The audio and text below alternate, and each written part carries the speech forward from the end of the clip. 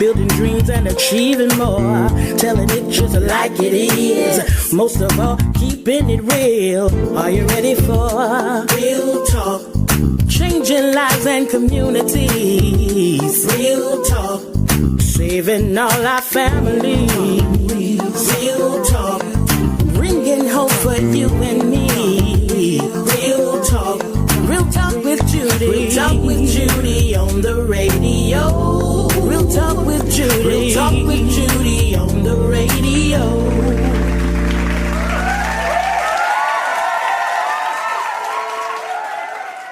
Welcome to the Real Talk with Judy live radio show. I want to thank you for giving me 1 hour to empower you and to be and inspire you, motivate you to be a part of your life. And this morning, as you can see, sitting here with me, I have two Tallahassee, Leon County, this whole region, Florida, the world.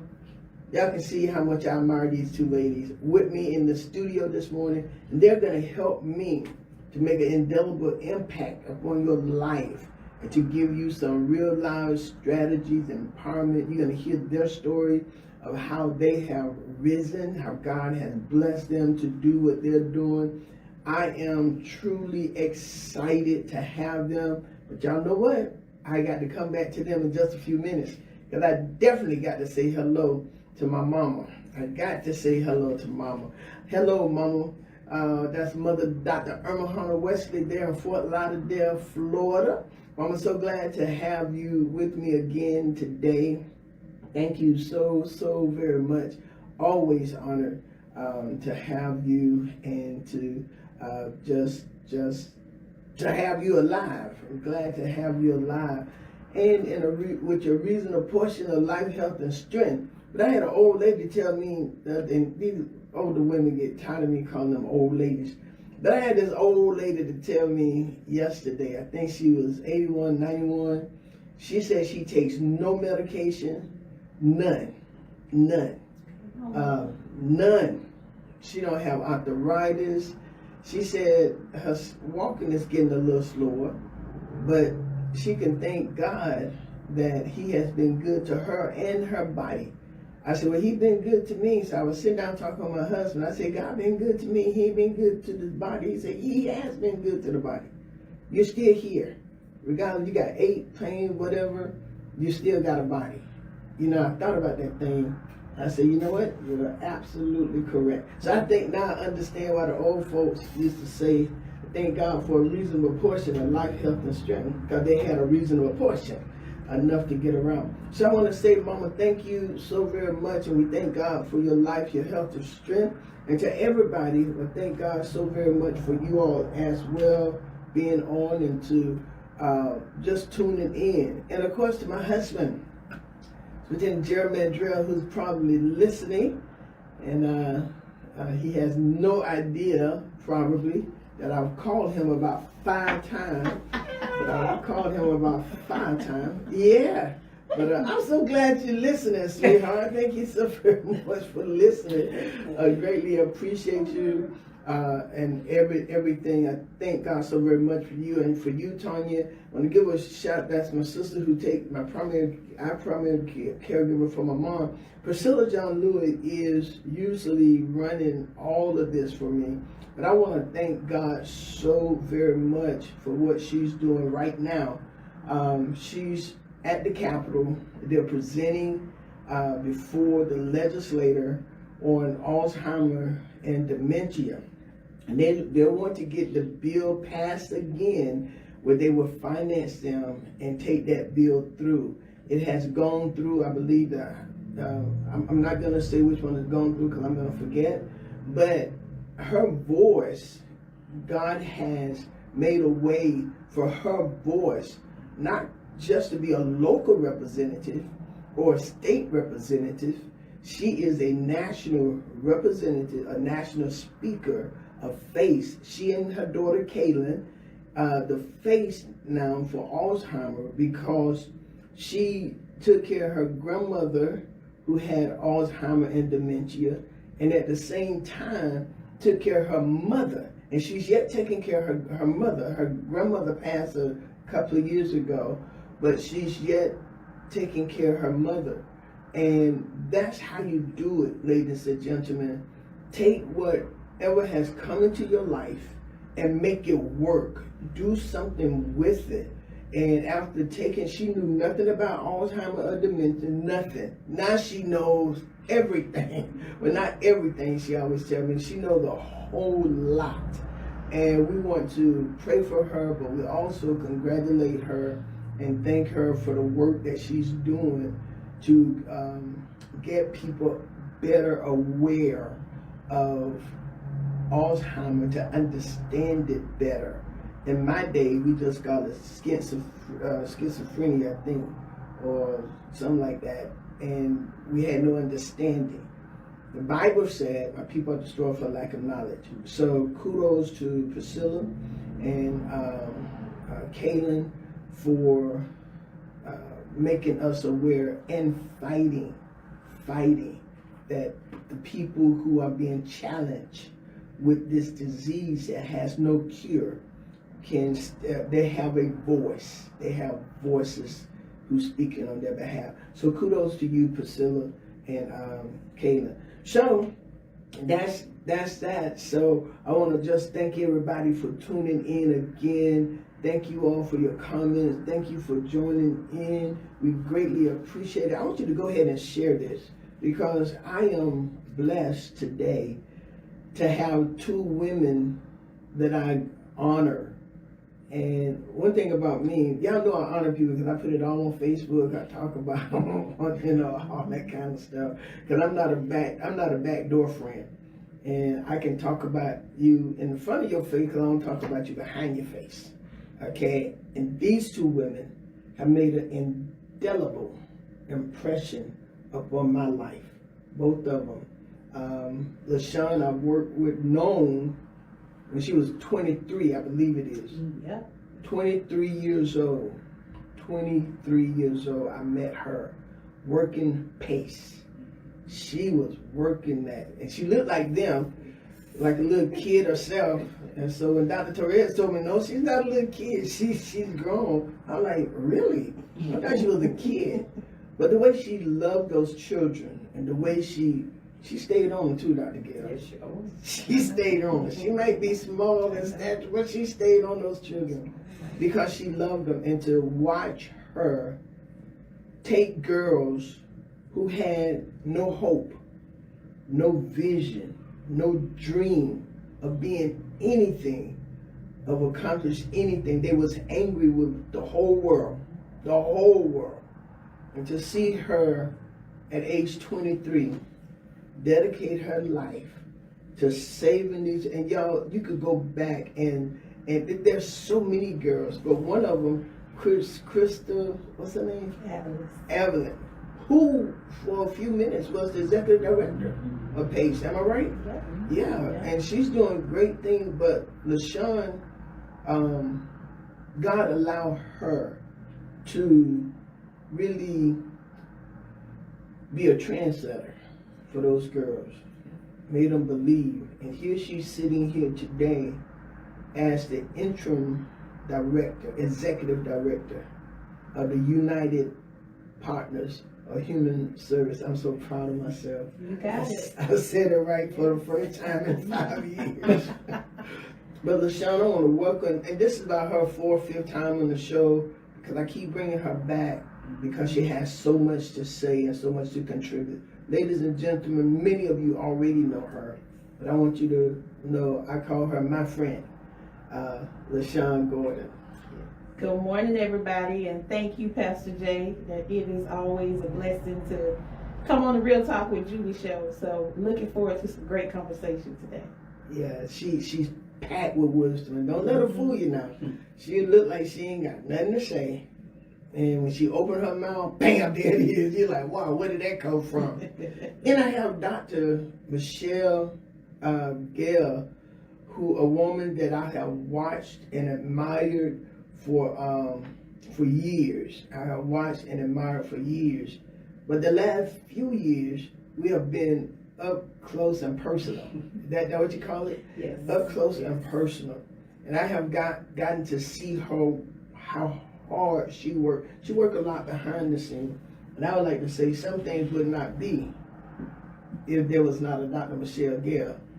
But she is powerful in our community. She is absolutely fantastic. She is the first, hear me what I'm about to tell you now. She is the first, hold on. She is the first female deputy superintendent of school. Am I right? You are The absolutely first. And so she's the first female.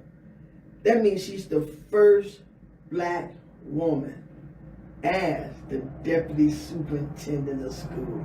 Man, that is, okay, let me tell you what that means, because some of you probably saying, well, what does that mean? That means if anything was to happen to Rocky Hanna, am I correct? Now this is how I say, you can correct me if I'm wrong. But if anything is to happen to Rocky Hanna, the next leader would be Dr. Michelle Gale. Am I right? You are correct. I am correct. You are correct. I am correct. And to have that, but you know what? She's not waiting to be the superintendent of schools. She don't wish anything happened to Rocky. She is serving from her heart right now. She's not waiting. She is serving. To see her in these schools, to see her training other teachers and being a mentor to those who want to teach, those who want to get into the education center, seeing her do that, and seeing her as well. She's the current president of the Tallahassee Southside Tallahassee Rotary. She is, and she leads with a smile. I've seen her handle. We're gonna get into all of them, but y'all see how excited I am for these ladies. I am excited, y'all, and she does a whole lot. She has, since last Thursday, as of last Thursday, she was awarded the leader of the year by Leadership Tallahassee. 25 women you need to know. Just the United, she got a whole bunch of awards. 25 women you need to know. So they got awards. Awards. Okay. But Dr. Gale, I want to thank you so very much. Welcome to the real, and I think this is her first time. We have nowhere near her last. This is. Thank you, Dr. Judy. It's an honor to be here, and I'm excited about the conversation. In the room with great women, and I'm honored. There you have it. But I'm going to let them, I know I told y'all a little bit about them, but they're going to tell y'all a little bit about themselves, because a lot of times, we don't know what we don't know. And sometimes we just see people on the surface, and they're going to be modest, but I want y'all to tell them a little bit about yourself, okay? So, LaShawn, we'll start with you, and then Dr. Gale will come back to you. Yes, ma'am. So, Pastor Jay and Dr. Gale both have actually known me since I was 23. Came here from school just like a lot of people, and my first job was supervising Good News Foster Home. And when I applied for the job, I was so young, they actually had to get a waiver from back then, HRS, for me to be the youngest group home supervisor in the state of Florida. I met Dr. Gale because she was the principal at Griffin Middle School, where I was enrolling all of my foster girls at the time. Fast forward, every school doesn't fit every girl. Started enrolling them at PACE, and PACE Center for Girls, give a shout out to them. Worked there for many years, and that's where I met Pastor Judy, because she was on the board of directors at the time. And so I've started my career in human services, nonprofit work, running the group home. I was a counselor for many years, became a program coordinator, a manager. When I left PACE, I was a program director. Fast forward to 5.5 years ago, I became the Director of Strategic Initiatives at United Partners of Human Services, which is a membership organization whose focus is really capacity building and sustainability for nonprofits and human service entities. And on top of that, through our advocacy voice, the goal is to make sure that things are equitable when it comes to the sector. And so I'm in, starting April 1st, I'll take over as the interim executive director. And, you know, I am as Dr. J said, I'm a very modest person. I like to go under the radar. But sometimes I know you have to tell your story. And so when I came to Tallahassee, when I came to Pace, I said to people that, you know, my goal was to be in leadership.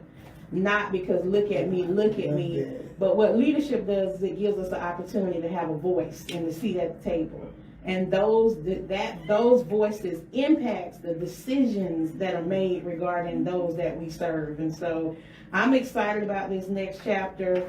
Both of these women have seen me. I've always been short. Y'all don't laugh.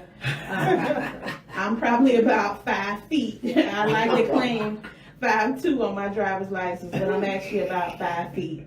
But I've done a lot of things. I'm very passionate about leadership, and I do quite a bit of leadership training. I've traveled and done a lot of that work over the years.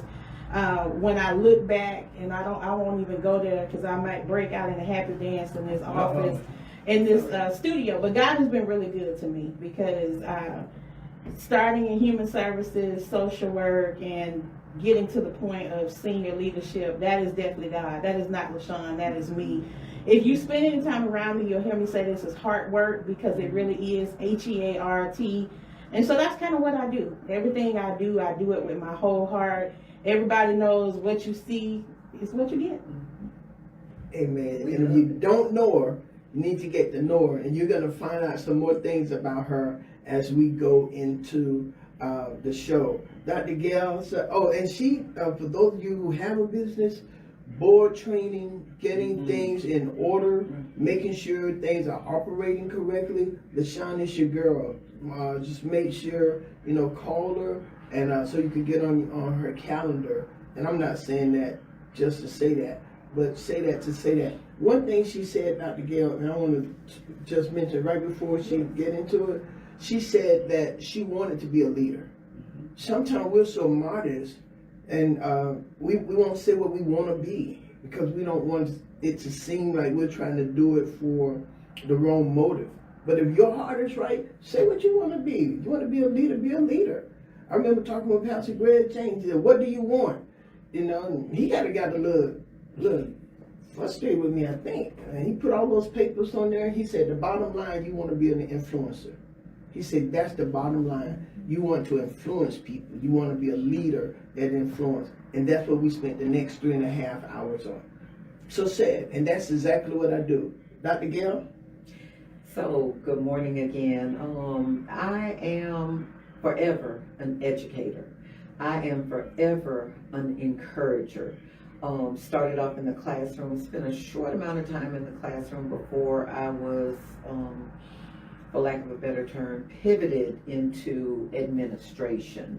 I have had the honor of working at elementary, middle, high, and then now at the district office. I've had the honor of positively impacting thousands and thousands of kids and families. And I say the honor is all mine, because when you see kids from all the way from Griffin Middle School, when I used to call and say, okay, I've tried X, Y, and Z with this young scholar. I need some help, because this is not a one-size-fits-all environment. And I want this baby to be successful. She has a lot of potential. And that's when LaShawn, Pace for Girls, would just pick the baby up, work with the baby until they were ready to transition back to high school. In some cases they weren't, okay? But in a lot of cases they were. It's about, one of the things that I've really enjoyed in all of my roles is being able to collaborate and work with others, okay? Collaborate and work with others, knowing what others are doing, and it's like, hey, this would be good for this scholar, this would be good for that scholar, and now this would be good for that family, or what have you. I have had the opportunity and the blessing to be able to pull out leadership in a lot of people. Because a lot of people, they don't see it within themselves. They're like, no, I like to stay under the radar, behind the scenes and such like that. You'll find that those are some of the most powerful leaders that you have. You know, they don't want to be in the front, but they're back in the back, and they are pulling out the best in others as well. And so I have enjoyed everything that I've been able to do, and just praying that God continues to allow me to do so. Dr. Gail, I know you said scholars. Yes. Call, and she doesn't. I called her one time and talking about a student. Those are her babies. Those are scholars. Those are not just bad children or children without whatever. She said you have to pull it out of them sometime. These are the people that I have here in this studio today. I want to ask both of you are beautiful black women, and right now, unfortunately, they're doing a lot of the DEI stuff that they don't even understand what they're doing. But some of the things that they're having people to take off, affecting women, period. But the black women, what are your, if you want to talk about it, what are your thoughts on that now? What do you see? As black women, successful, you're moving on. How would you encourage the black women now? I don't believe many of us got there because we were black. We worked hard. You just gave all of your rundown. You gave your rundown, your background. But how do you encourage now these black women to keep dreaming, keep going? What do you say to them? So I would say, one, make sure that you're definitely spiritually grounded, right? Because in the times we're living in, you have to be grounded, and the emotional, spiritual, and physical well-being is super important. I think the second thing is making sure that you have a good support system. I try to surround myself with people that are going to challenge me, give me that candid feedback, and we can kind of push back on each other. The third thing is making sure that you have your house in order. I remember, almost 6 years ago when the Lord released me from PACE, because he had to release me because I was like, I'm not going anywhere. But, when he was like, hey, I need you in the community doing some other things. And after I got through kicking and screaming and said yes. But I spoke with a mentor of mine, and what she said to me was, LaShawn, as a black woman, make sure your house is in order. Make sure financially that you're in a place where you can move and make the decisions that you need to make for you and your family. Make sure that you're securing your future, because I think a lot of times as black women, generationally, we don't necessarily get a lot of those foundational principles. Don't hear me say we weren't raised well, because that's not what I'm saying. Exactly. I'm saying those foundational professional principles. Yes. So we often stay in cycles of bondage, being places that we don't want to be, or not being able to move and elevate because of fear. And so I tell younger black women, when you have all those things, baby, you can move. Yes. Don't be a LaShawn and stay on one job 15 years, 16 years, because you don't have to. You can move every couple of years if you want to, if that's going to get you to where you need to be. So you have to really see yourself moving, growing, evolving, till ultimately you get where you want to be. And I'm a granny's baby. My grandmother was a nurse, but in that she always had little mad money put away, right? Little mad money, because you always want to make sure you're in a good place. And so when things are going on in the world, as long as we're trusting in God and we're doing our part, don't miss that. We got to do our part. Right. So we have to make sure that, like I said, socially, emotionally, and financially, we're where we need to be, so that as we're going through these times, we can keep growing and evolving while taking care of families. I love it. I echo all of those sentiments, especially spiritually. Now more than ever, you have got to have that spiritual grounding. You've got to know whose you are, so that as you move, you know who's covering you. I agree, you have to have that circle around you, that village, if you will, those people who will influence you, support you, but they also hold you accountable. And they tell you, hey, you're slacking. And you need to, what can I do to help you get back to where you need to be? I agree with the finance piece, especially as women, Black women. And I also want to add, getting your house in order, that's the way you put it, LaShawn, and I agree with that. Making sure that you are equipping yourself educationally. Yes. Okay? Yes. I've talked to a lot of women, Doc, I have all these kids, Okay, now there's this stuff called online. There are classes that are at night. Get that circle of people that you have to, hey, I'm gonna need you to keep my child on Monday evenings. You know, Yes. I'm trying to go through this program. You're not gonna find too many women who are true friends that won't help you. That's true. Okay, That's but true. they're gonna hold you accountable. They're not keeping your child so that you can go out and you can, you know, and I'm not judging, you No, can party but or you're whatever right. like that, Yeah. but I am You're trying to doing something. better myself, so that I can do better for my family. Education is the key. I'm gonna say that. That's why I push education all the time. Go back, better yourself. Don't tell yourself that, oh, I'm not good at math, I'm not good at this. Get a tutor. What's wrong with that? That's right. Get a tutor. That's right. There are plenty of people. I have a tutor for statistics. I did. Me Okay, too. and I made an A in the class. But don't think that you have to know everything, because you don't. And then also be open. I could say, as an African American woman, be open and know that you can learn from anybody, including little kids. Yes. You can learn something that's going to Teach you help a lot. you. Oh yeah, they'll teach you a lot. That's going to help you to grow. So be open. Have that mindset that I don't know everything, and when I get to the point where I know everything, it's probably near the end. Where you'll never know everything, but it's probably near the end of what anybody can do for you. There's one thing you said I want to pick up on, Yes. and that's education. And education really is exposure. Mm-hmm. It is exposure. Mm-hmm. And I think that's how we're going to interrupt a lot of these generational cycles. Mhm. Because, as you alluded to, sometimes women don't see themselves in anything different. Right. But education gives that exposure and opens the mind to endless possibilities. And sometimes just a little bit of education can get your foot in the door. Yes. And from there, people like, oh, okay, so now I want to keep going, or I want to do this.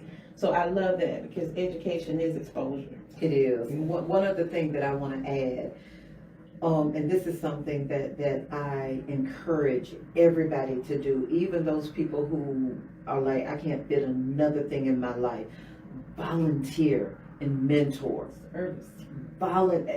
Service.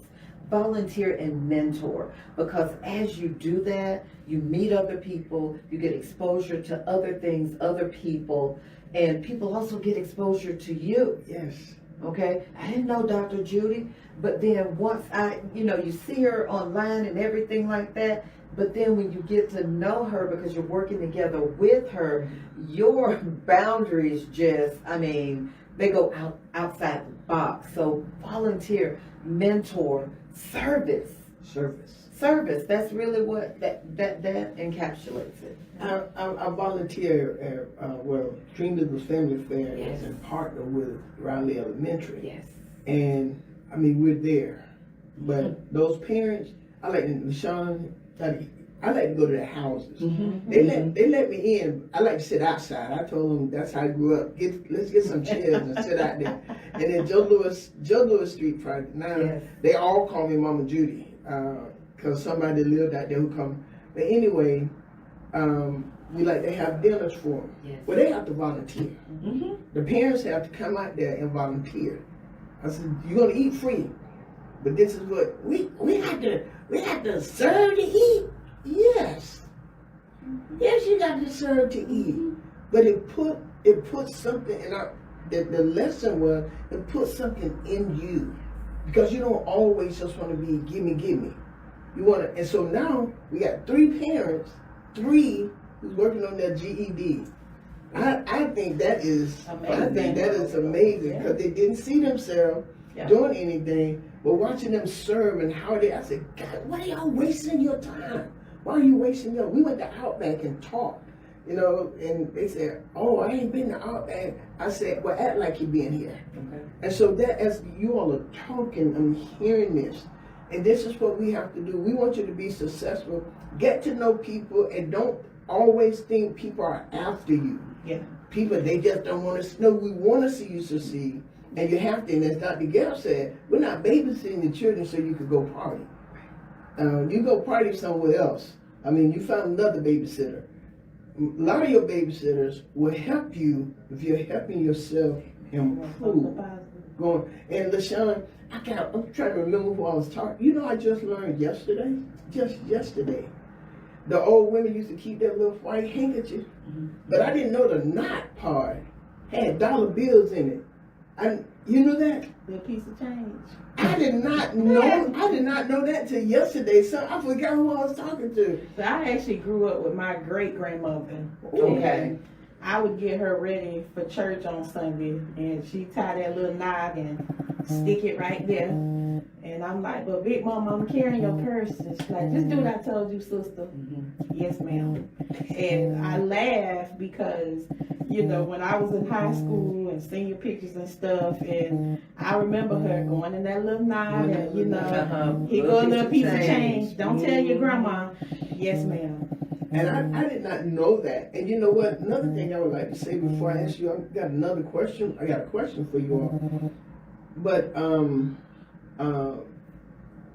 hang around older women. Ooh, that's that wisdom. And get that wisdom. One of the things I noticed, some of them may not have a high school education, and some of them may not have a college degree, but they got wisdom beyond measures. And I believe that's one of the things. I don't want to say it too loud because somebody taking the wrong with it before I can implement it. But have, I don't care really, but have circles with older women. You remember Tyler Perry movie? And they sat down with Cicely Tyson. Man, I would want to sit at that lady. Well, she dead. She dead? Yeah. Okay, she died. But we got women. Yes. Yeah. Yeah. We got women. And LaShawn, we used to be the younger generation. I know you just 46. I'm sorry, I'm telling her age. And it's okay. Okay, but you still got women who look up to you as the older woman. So tell me, or tell our audience how important that is, that we now share our experience. And hope there are some older women or women our age who want to sit still with the younger women. Yeah. We're in a learning position. And I mentioned black women because we're having it hard right now. But surround yourself with some good women from all cultures. Yes. Okay, y'all go ahead. Yeah. So I am. I'm a granny's baby. I'm a go to church with Miss Johnson, the midday prayer during the summer, you know. So I've been reading the Bible front to back in front of people since I was about 6. So I grew up with the mothers. But I'm really big on generational leadership. It's another passion of mine because, you know, you can glean a lot from the elders. I'm in my auntie era now. I'm 44, I'll be 45 in May, but I'm in my auntie era where a lot of young people call me auntie. And I hear people say, I don't want to get old. I do. I want to get old. But I also take it as a privilege to have so many community nieces and nephews. And I started doing this work so young. You know, I have kids that are now about to be 40.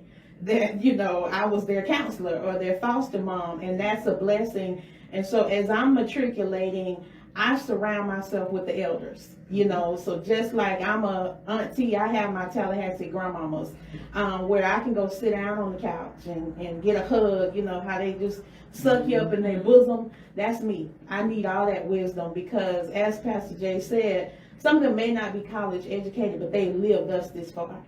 So to get to be 82 and 83 and this trying times that we live in, that's wisdom. Right? Yes. There's a leadership term called strategic agility, and it's one of the competencies that I love. But those women knew how to be strategic, right? Yes. They knew how to work on campus or work in hospitals or in the community, mind their business, do what they need to do. And many of them came from nothing and now have retired well because they knew how to be strategic. And so I take those nuggets, and that Yes. helps me to continue to mold myself into the auntie, the mom, the grandma one day that I need and hope to be. And that's super important. And it also goes to giving back. Yes. I like to pop in on the community mothers. What do you need? How can I help you? How can I bless you? Because I just believe that if you keep living, we Yes. all gonna get old one day Yes. and need somebody to see about us. And we can never put too many seeds in the ground. So that wisdom is invaluable. Wow, that's a lot of wisdom right there. I can think back to, and I'll just say, if you have your mother, your grandmother, your great-grandmother, you are blessed. You are blessed beyond measure. My mom, my grandmother, my great-grandmother, whom I never physically met, they've all gone on to glory, but I believe that I am definitely surrounded by them. I can remember sitting with them, listening, and, sometimes as a young child, it's like, man, I really want to be out there playing or whatever like that. But thinking back on those conversations, those are the things that you keep in your heart that keep you going. I have a lot of co-workers who are blessed to still have their moms, their grandmothers, and it's like, well, what did y'all talk about? What you and your mom did? Listen to all of that. And in working with young people who sometimes don't understand the treasure and the gems that they have in the older generation, it's like, you better listen. Yes. You better listen. Yes. Listen to what they have to say, because just like you said, LaShawn and Dr. Judy, they wouldn't be here this long That's right. if they didn't know how to maneuver, how to be strategic, how to listen and learn and react and cover. I think we're all here because of the prayers of our ancestors. We are all here because of the prayers of our ancestors. Yes. But it's also up to us now as the community auntie, the community mom, the community we have to cover all of our kids, all kids. We are that at that place right now, whether we're younger, whether we're older, or what have you. But yeah, it's wisdom there. It's wisdom. Yeah, that is all. I remember sitting between my grandma, my great grandmother, Ethel Williams. My grandmother was a big lady. Yeah. I used to love her. She sit down, she had that heavy voice, and she was with the Triumph Church. She was with the Triumph Church, but she came to Church of God in Christ, and she sat there and she said, Judy, one thing you're gonna do, you're gonna preach the gospel. You're gonna love God. Okay? I said, yes, ma'am. Little old something. Looking at my grandmother, but I can remember that. Her sitting in a rocking chair. We're going to church, and she's saying, keep God first. Keep God first. So this is what I want to ask you all. What's been, if you can name one or two, what's been the most significant obstacle you faced in your career and life? What strategies did you use to overcome it? What's been one of the most difficult, most significant rather, obstacle you faced in your career and life, and what strategies did you use to overcome it? Wow. One of the things that I think of, especially as an African American woman, is the opinions of others. Okay? The opinions, not the truths of others, but the opinions of others. And the strategies that I continually use are one of my faith, and one that my mother, my father, my grandmother instilled in me, that you can, you will. Okay, and one of the things that I still hear people say all the time, I can show you better than I can tell you. Talk is cheap. Okay, right when you say I can't, I can show you better than I can tell you, because I'm going to do it. I'm going to do that. I'm going to do it. Okay, we are, one thing that I can say about African American women, because I am one, we're hard workers. Yes. Okay, we know how to take little resources and turn them into a lot. We know how to maneuver and strategize and say, oh, I know I can call LaShawn for this. I know I can call Dr. Judy for that. I know I can call, several people that we can call upon to get something done. Okay? And then we also know that there are some times that we have to do things by ourselves. Yes. We also know that. So I guess overcoming the opinions of others as an African American woman, saying, oh, she can't. I'm sure you better understand. Oh, I like that. Yeah. I think for me, it's been one and the same. I think it's overcoming the barriers. When I got here, I didn't have a vehicle, so I stood at the bus stop in the cold, in the rain, whatever it is I had to do to make sure I got my stuff to school. And I laugh now. I tell people, when you're a black woman in leadership, sometimes people don't want to believe you are the person that they need to meet with. And so, in my younger years, I used to, get that little, now I kind of laugh. I play with people sometimes. Oh, you looking for Miss Gordon? Let me go find her. I come back, it's really me. And people are like, oh, wow. So, it's dealing with those type of things, I'm short. I've always been a slim, thick woman. I move how I decide to move. So, I'm not a makeup or heels type of girl. I'm just LaShawn. And so when people see me sometimes, it's very easy for people to underestimate who I am and what I do, because we're a population of people who are very caught up on perception.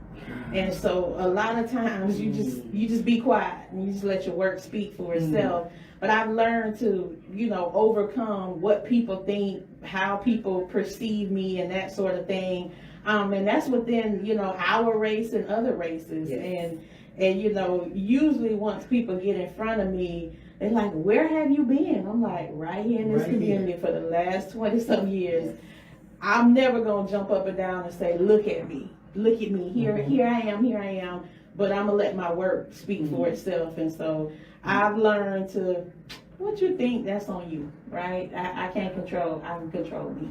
Wow, that's powerful. And what they're doing, they're giving you their experiences and some strategies that they use to move forward. So another question, how do you define success?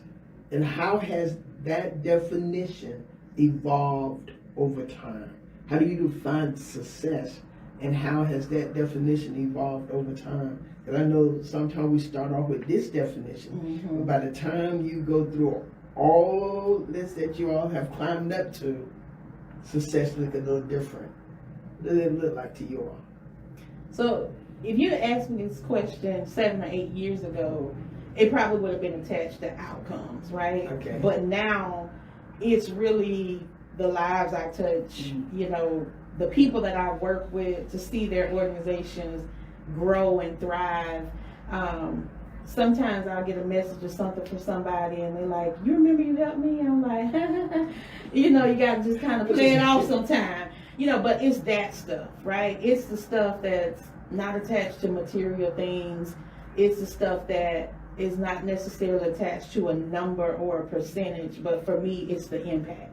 It is being able to see people go from here and watching them constantly involved, whether it's individually, collectively, or even professionally, but it's knowing I had a hand in that. That's what helps me measure success, because when you're younger, like I said, you spend your time thinking, if I could just get to this level, if I could just get to that, when you get to that level, if that's the only definition you have for success, then what? Right. So for me, it's definitely those touch points and seeing people and organizations grow and evolve. Wow, I echo that. And with success is also measured by failures. And I always say, I never lose. I learn. I learn.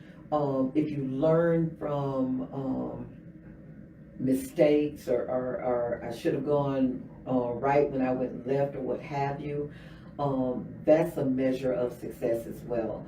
I love being able to positively impact people's lives, and it may not just be me. It may, because you can't be everything to everybody, but I know somebody I can put you in touch with.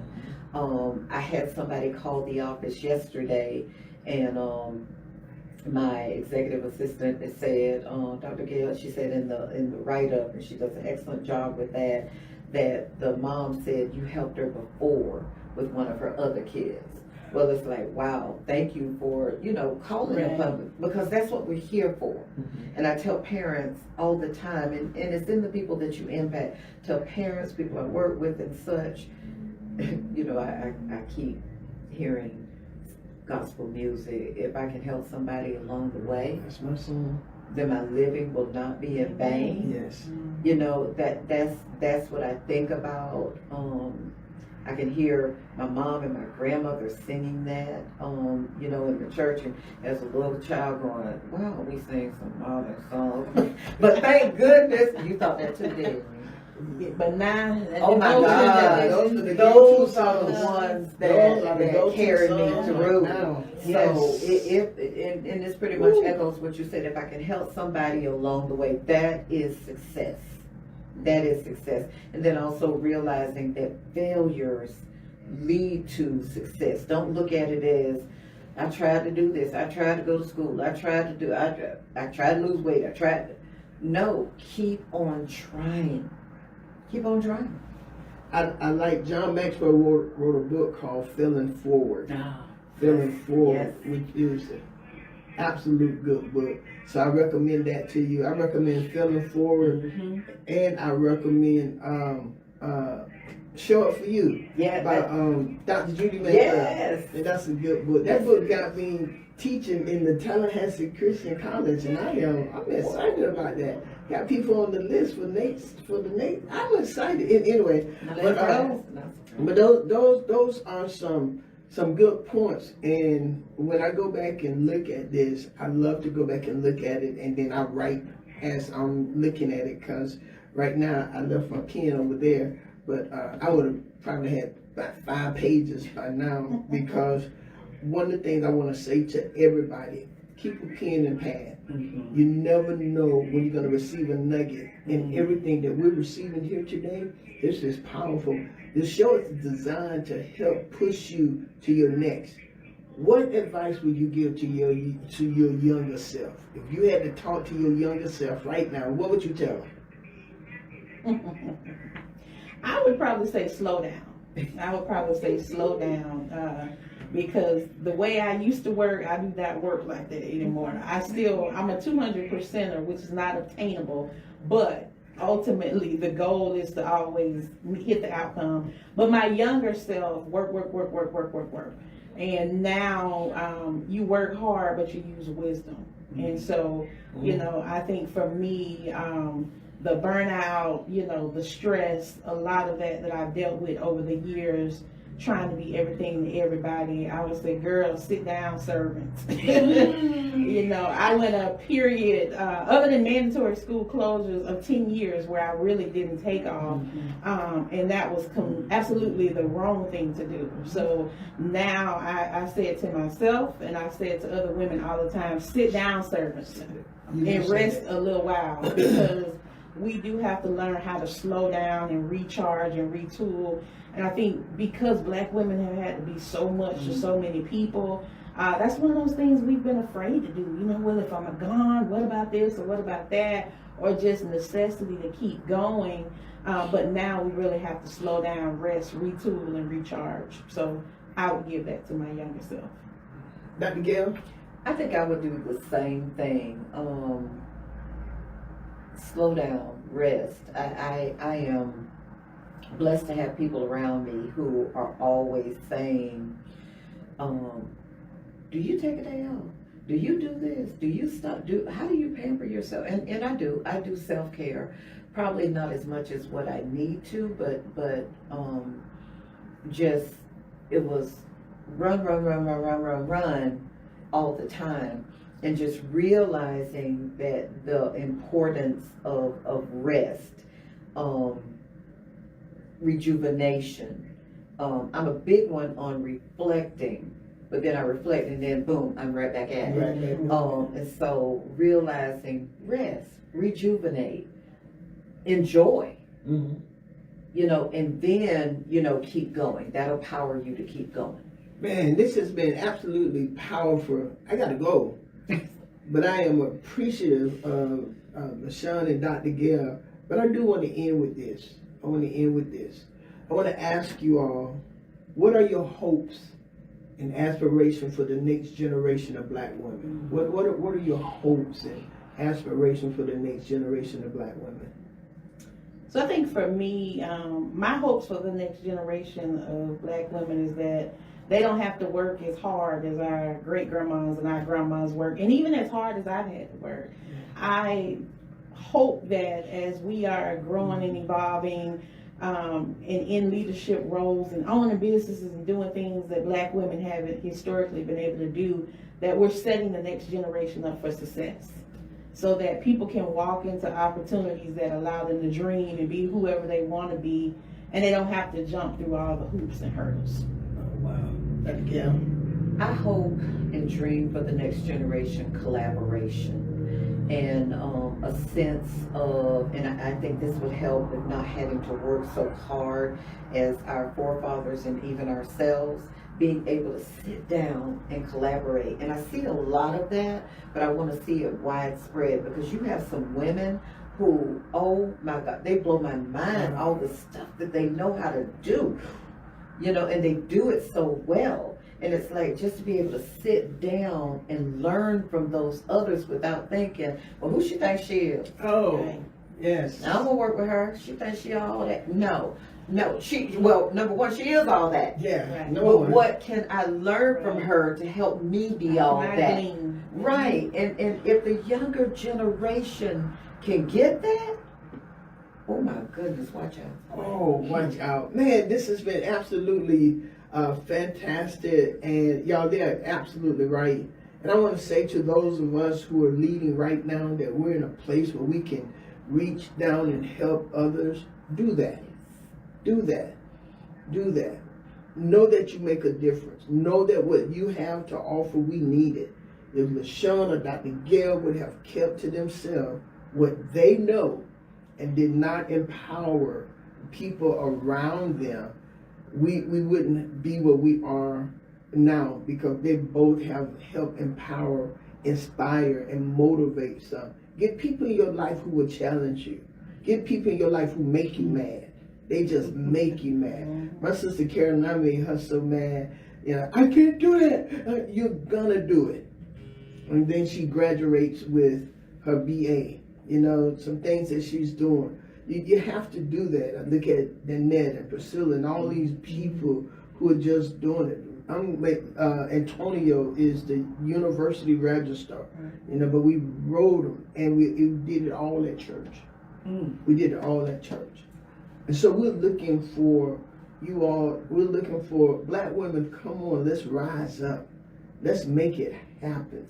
Let's do this. And those of us who can help be stepping stone, let them step on us. Let's lift them up. Let's help. We don't have to be an enemy. Celebrate each other and help each other make it. I got 5 sisters, and I think God let me have 5 sisters so I can understand how to work with 5 different personalities, plus my own. But let's make it happen. Both of you have shared some concrete examples and actionable strategies helping women to rise. I want to thank you all so very much for being on the show. And there's so many more. Women History Month is not going to stop today or the end of March. So Black history is not going to stop. Women is not going to stop. So no matter how those words have to get off some people well paid, I'm putting them on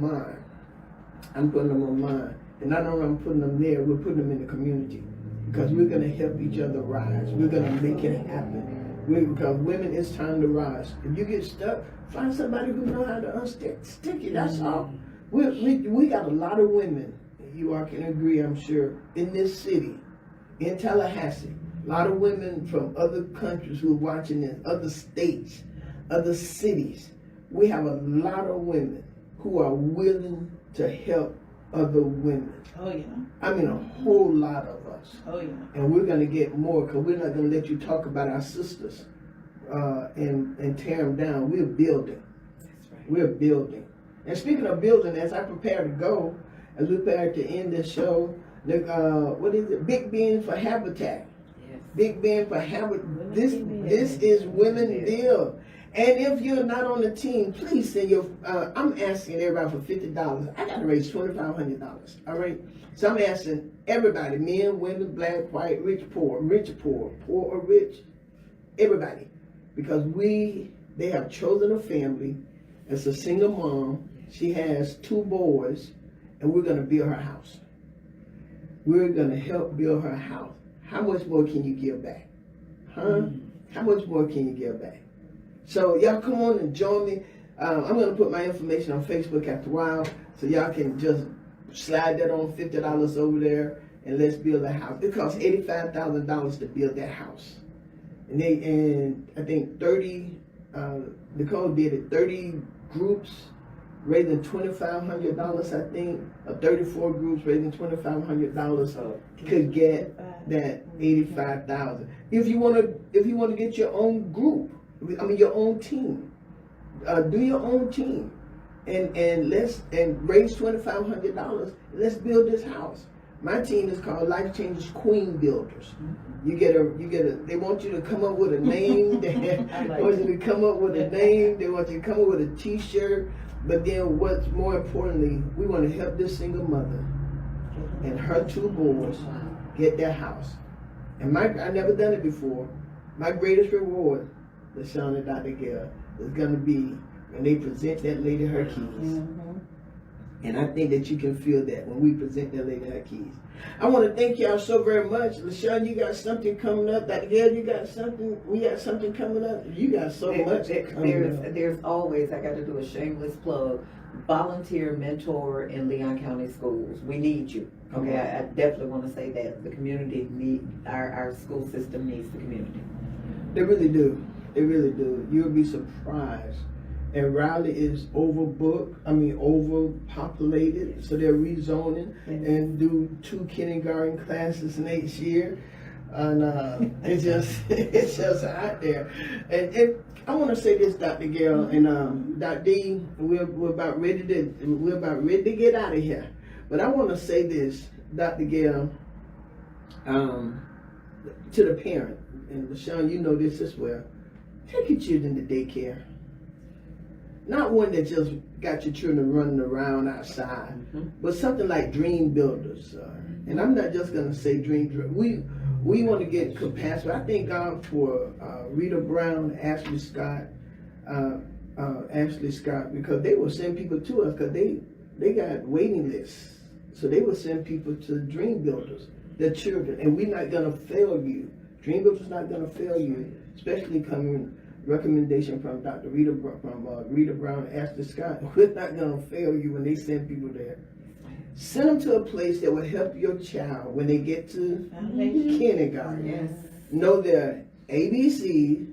When I say know, that means can say them and identify them. Know their numbers and can identify them. Know their real name. Right.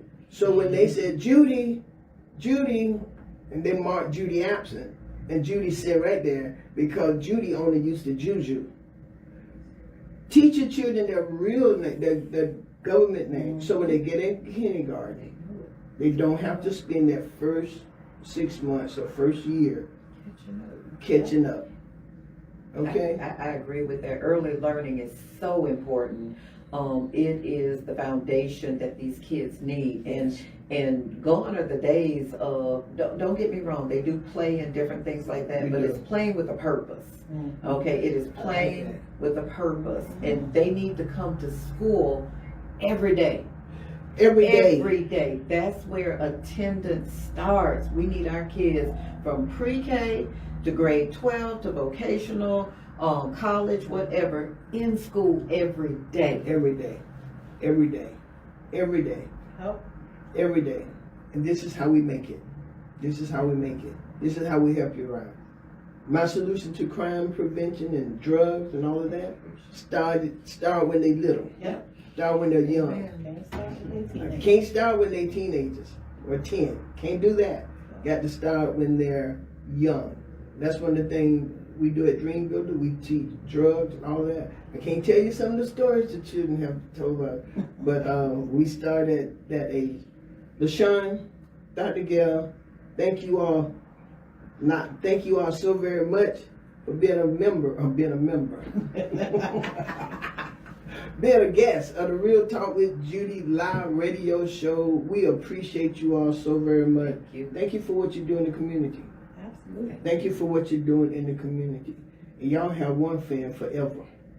That's Judy Madrell. Likewise. I'm always Right with back y'all. at you. So, ladies and gentlemen, thank you all so very much for tuning in to the Real Talk with Judy show. I want to thank you.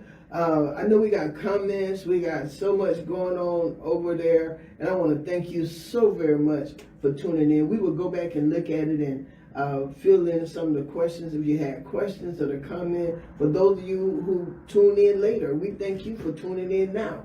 Want to appreciate you. Those of you who are on YouTube and Instagram, thank you for tuning in. I want you to join me every Tuesday for Bible study. We're online on Tuesdays, but you can join me every Sunday morning at Life Changers at 601 Mickey Suki Road. Y'all, this is Real Talk with Judy live, and I want to thank you so very much. And guess what? We're women rising, and we help each other. We help each other rise. We don't keep it down. That's Real Talk. Real Talk with Judy. Real Talk with Judy on the radio. Real Talk with Judy. Real Talk with Judy.